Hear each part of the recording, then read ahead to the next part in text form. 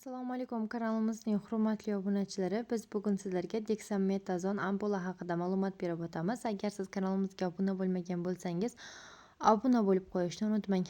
Dexametazon ampola qo'llanishi og'ir allergik reaksiyalarda, anafilaktik shokda, bronxial astma, surunkali bronxitning kuchayishida, bosh miya shishida, astmatik status, og'ir bronxospazm, endokrin kasalliklar, buyrak usti bezlarining birlamchi va ikkilamchi yetishmovchiligida, shok holatda, kuyish, jarohat, operatsiya tufayli toksik, revmatik kasalliklarda, biriktiruvchi to'qimaning tizimli kasalliklarda, o'tkir og'ir dermatozlarda, xavfli kasalliklarni parallel davolashning imkoni bo'lmaganda, bolalarda o'tkir leykemiya, xavfli o'smalar bilan og'rigan bemorlarda, giperkalsemiyada, o'tkir gemologik anemiyada, agranulotsitozda, og'ir infeksion kasalliklarda antibiotik bilan birga allergik konjunktivitda, oftalmologiyada, jarrohlik aralashuvidan keyin yallig'lanish jarayonlarining oldini olishda, bosh miya shishi, bosh miyaga qon quyilganda qo'llaniladi.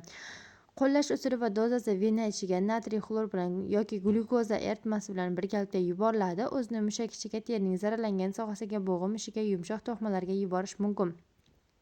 Kasallik turiga va tana vazniga qarab dozlash shifokor nazoratidan keyin belgilanadi. Homiladorlik davri bola hayoti uchun xavfsiz deb topilsa, shifokor tekshiruvidan keyin qabul qilinadi.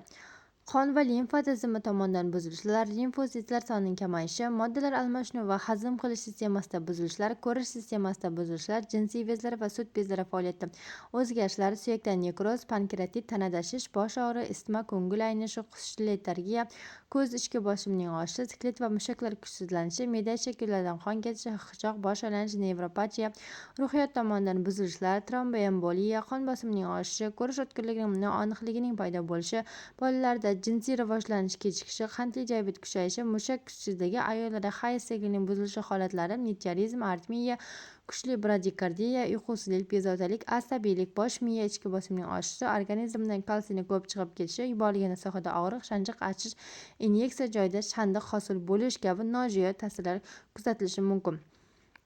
Preparatga yuqori allergik reaksiya bo'lganda, o'sish davrida, miokard infarkti kasalligi bor bemorlarda, qon bosimi baland bemorlarda, yurak qon tomir kasalligi bor bemorlarda, qandli diabet kasalligida, buyrak va jigar yetishmovchiligi bor bemorlarda, homilador ayollarga qo'llash mumkin emas.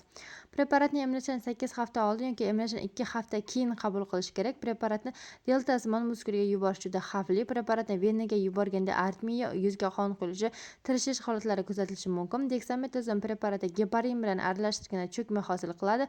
Homiladorlik va emizish davrida qabul qilib bo'lmaydi. Emizish davrida preparatni qabul qilganda emizishni vaqtinchalik to'xtatish kerak. Ma'lumotlarimiz sizga foydali bo'lgan bo'lsa, yaqinlaringiz bilan ulashishni unutmang. Salomatligingizni asrang azizlar.